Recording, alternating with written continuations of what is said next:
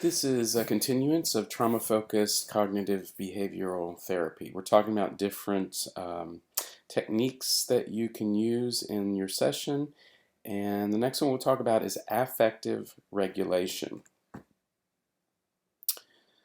So affect is just the way a person feels, the way they look, and so when you're looking at kids who have trauma, they often act out based on anger. A lot of times they're really scared, as you can imagine. So if a kid has been in a car accident, you can imagine that when they get into a car, as they will have to do as a human, they may get really scared by that, and they may act out in an angry way or in a tearful, panicky, anxiety-prone way. And so the goals of affect regulation really then is to help them identify and label their feelings, to look at their bodily sensations. So what does that mean that my chest is really tight and I can't breathe right now?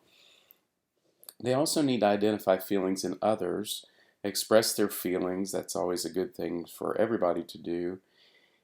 Really looking at an appropriate emotional expression, not angry or not overly angry. And then identify trauma-related feelings. So what part of their feelings is related to the trauma that they underwent? So what is affective regulation? Well, it includes a lot of things. It includes self-soothing.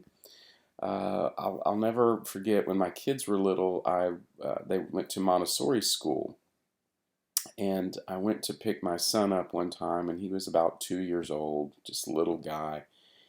And I went in to get him, and there was this wonderful Montessori teacher from Australia. I'll never forget her, Miss Mandy, and she came to me and she said, "Mr. Jones, I'm sorry, Noah cannot come and be with you right now. He is on the crying mat."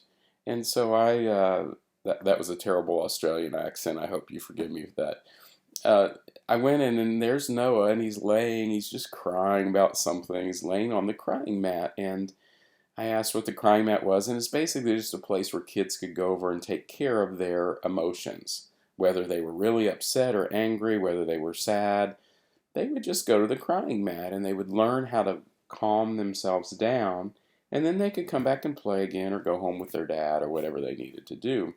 I thought that was wonderful, and I wish a lot of times adults had crying mats that we could use. But what kids have to learn is to be able to calm themselves down, to soothe themselves. They have to develop some coping strategies. So, many times they learn these affective kinds of things in this unsafe environment. And so dissociation would be an example. So if a child is being sexually abused, so an uncle comes into their room at night and molests them, and they're a kid, they can't do anything about it, they may dissociate. And so as a kid looking in on that, that's a good thing really for them to do. It helps them escape mentally that horrible thing that's happening to them. As an adult, however, that's not helpful. And so you have to train them to sort of learn or unlearn some of the coping things that they've learned to deal with the trauma. So some things that you can do. Thought interruption, positive imagery is really a good thing. And again, they can use this when they're overwhelmed by the trauma reminders. So examples would be that in their head, don't have them do this out in school, but in their head they can scream the words "go away" or "stop," or they can say to themselves, "I'm safe, I'm safe, I'm safe," just as a reminder. Have them, every kid watches TV, change the channel or the picture. And again, these are mental kind of techniques. Imagining a stop sign, and when I do this, I say, imagine a big neon blinking stop sign. So your thoughts are just racing away with you, and then they come up on this blinking stop sign.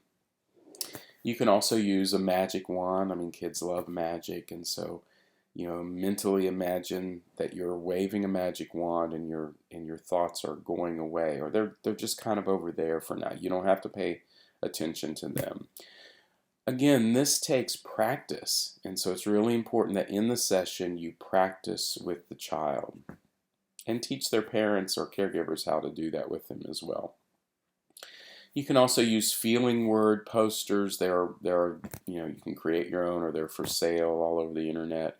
Worksheets, feeling charades. So, show me what an angry Lauren would look. What does angry Lauren look like? And have the kid kind of act that out and say, okay, so let's talk about that. What did you see her doing?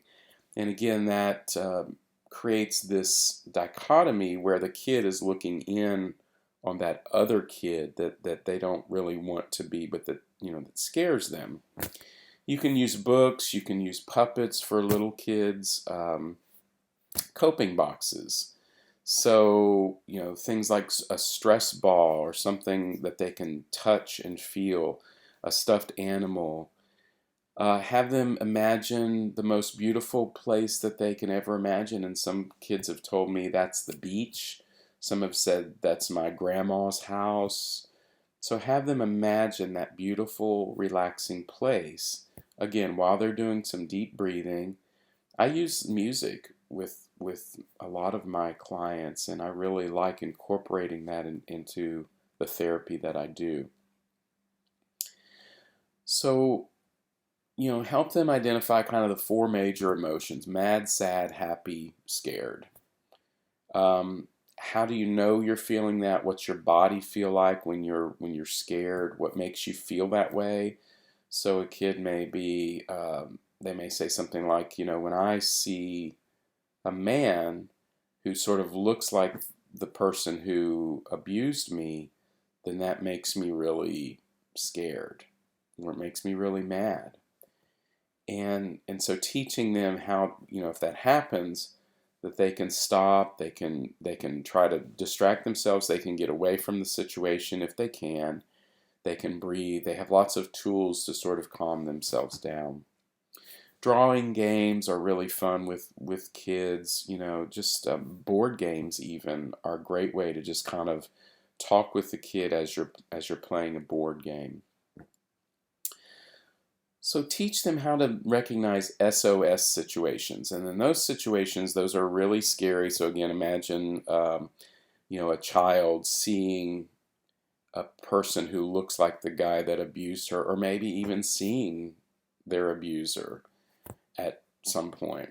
Teach them that they can slow down, they can take a time out, they can calm their bodies down, they can orient, bring their body back to the present situation. I'm not back in that bedroom being molested. I'm right here. I'm okay. I'm safe.